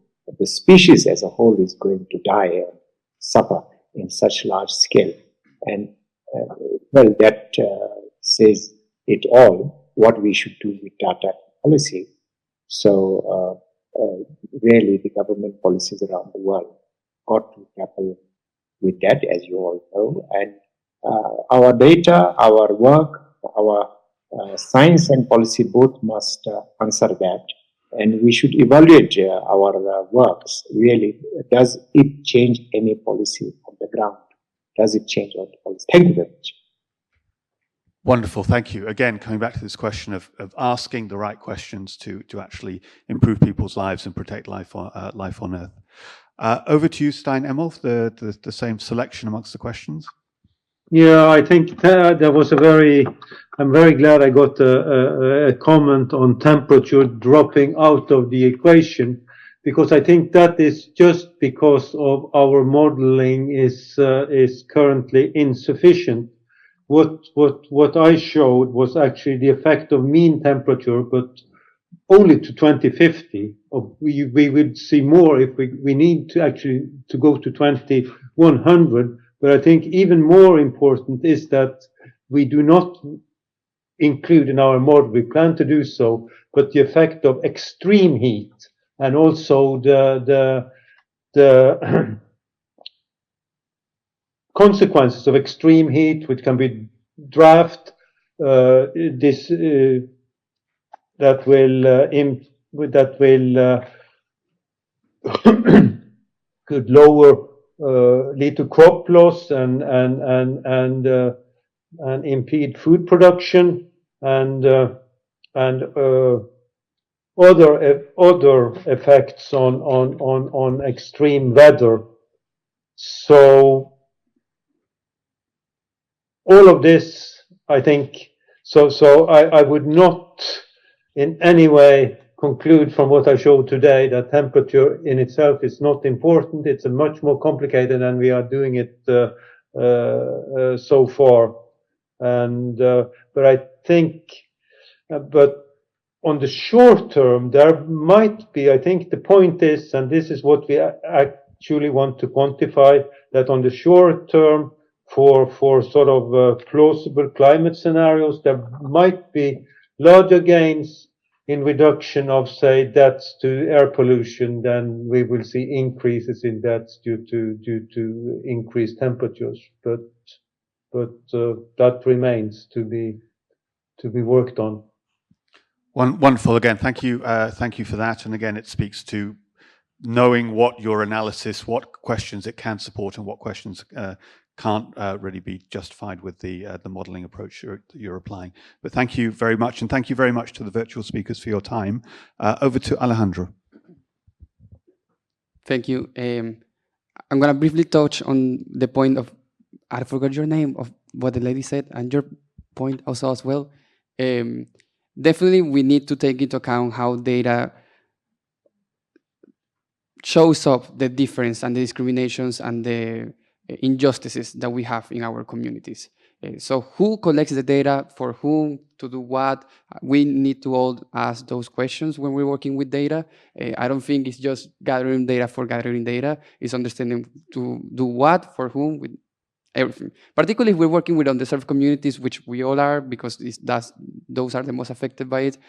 I always have this question, which I know the answer, and the answer is no, is am I working directly with people affected by air pollution, with people suffering from non-communicable diseases when I'm doing this? And the answer normally is not. So how I'm gathering their inputs into this data? So I think we need to take that into account. But also, according to what you said, I know it's an issue of the modeling, but I think it's very important to take into account that we cannot only show horrible data to people to do advocacy.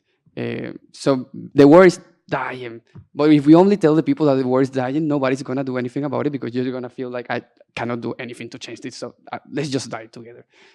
So I think it's very important to show also some victories. There are some things that are happening well in the world. We need to balance those two, to say, this is horrible, but this is going well, so if we continue doing this, this will happen and it will have a great effect. So in our advocacy, I think it's really important to contain the doom narrative, particularly with Gen Z people, with young people. A lot of people suffer from climate anxiety. I know a lot of people don't believe that's a thing, but that is a thing. If you only tell them like bad narratives, people are not going to mobilize. So we need to keep a balance, showing some data and over saying, okay, we can do definitely change some things. I've given up my mic, so I'll just hand it directly to Stephen. I'll take it myself. Okay, I'll be very quick. I'll try and answer the first two questions, which I thought were kind of opposite to each other. And the second one about waiting for, do we have time to wait for the data to be better? No, we don't.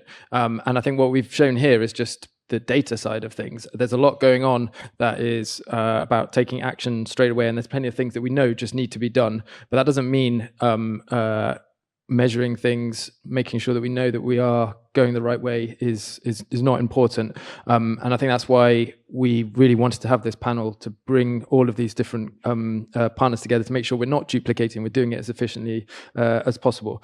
But then the first question was the opposite of that, which is like, well, we need to have a better metric. And so I'll really answer that one with a plug, which is come along to our session this afternoon where that exact question is going to be answered. 2.6.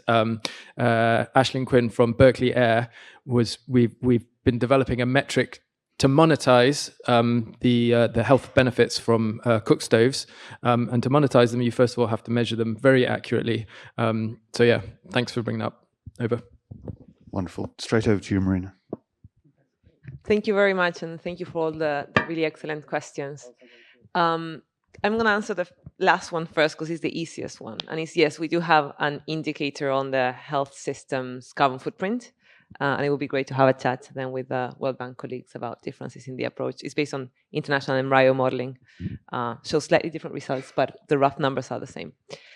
And then I think there's two key issues that I think cut a bit across what was just asked here, and all the questions are very interrelated. One is the ethics of our data gathering and the enormous data gaps, and the need to have some data, especially for in those places where there's scarcity of available data. And we operate under the understanding that some data is better than no data as long as we're very honest about the limitations and the caveats of the data we're putting forward. So that is the first thing. We have to bridge data gaps as well as we can. And often we find that when you put a number forward, it triggers thought in the countries and they start collecting the data, even just to tell you that you're wrong. But even if just for that reason, they start collecting the data and you start bringing visibility to the problems. So that is one of the crucial issues in terms of equity that needs to cut across also our data infrastructure and our data management. But I think the other key issue is that, and this probably goes against what I stand for as Lancet Countdown, very kind of data-driven, is that we need to be very careful about our obsession with data for absolutely everything. We have enough evidence, we have enough knowledge and understanding of what is happening, and I think, and I'm very, very convinced that most of the data that we're putting out there is an enormous underestimate of the actual risk that we're facing. We are not being able to capture complex scenarios, interacting scenarios and synergies. We're not being able to capture tipping points, and there's a lot more that is happening that we're not even being able to measure or identify yet. So as much as we need to refine our data and we need to improve our metrics and be able to communicate that with the robustness of the science that underpins them, it's very important also to understand that there's a lot that we can infer from the little data that we have that shows a picture that is very, very important to be able to communicate effectively in order to trigger action. So we have to be a bit careful about bounding ourselves too much only to the quantifiable, and understanding also being able to embrace the unquantifiable in our engagements with climate change and health. Thank you. Wonderful, thank you. Then that concludes the panel discussion. Thanks so much to the presenters and also for the excellent questions. I've learned a huge amount, and I'm just going to hand over to Tama for the impossible task of trying to sum up the richness of that discussion. Okay. I was just waiting for the clapping there for the panel. Yeah. Yeah, indeed, it will be an impossible task, but I'm going to do my level best. I'm never going to give enough credit to our presenters and what was discussed today. We've had a very rich set of presentations, starting obviously with the very eloquent keynote remarks from Marina, who has reminded us clearly that this is about people, and this has to be the starting point for us. We're not here just to talk about data. Data is important, but at the end of the day, we're here to talk about data because we want to be able to reach those that we serve. We want to be able to bring to those that we serve those services closer to them, ensuring, as we've heard from our colleague from Bhutan, that their index of happiness and well-being is what we are able to meet. At the end of the day, this is not just about reducing diarrheal diseases or vector-borne diseases. It's sometimes even things that our populations, those that we serve, may be valuing things a little bit different. So I just wanted to reiterate that message, and I'm very grateful for you, Marina, for saying that. At the World Bank, that's exactly what we're doing. We're taking that approach of thinking about human development. And this is a way of holistically looking at how do we move towards a program that takes into account people from health education, and social protection. So thinking about the interlinks between those three. The other point that came across quite clearly in today's discussion and presentation is that the reason for collecting the data, the reason for keeping that focus on the metrics and evaluation is actually to inform policies, is to inform programs. It's to ensure that we are maximizing financing for climate and health. It's to ensure that those people that we want to serve, that we can bring that money to be able to make that happen. So it is a starting point for a much bigger journey. It's a starting point that takes us to that next level of ensuring that we're able to make those resources available and to impact quite importantly, in the areas that need to be addressed from a climate and change and health perspective. And so how do we do it? Well, we've heard a lot today in terms of different ways of doing it. Alejandro came in with these very innovative solutions that they're doing, and they're doing at the community level. Some challenges exist. Yeah, there always will be challenges. But the idea is that the sky is the limit in terms of how we can take this. How can we apply innovations in this respect? And how can we bring those technologies, just like the one that Alejandro showed to us, closer to the communities? How can we ensure that this itself becomes a form of data collection? So it's not just about the surveys and the questionnaires, but sometimes it's actually using even communities for the purpose of collecting data that otherwise we, at an institutional level, may not be able to do.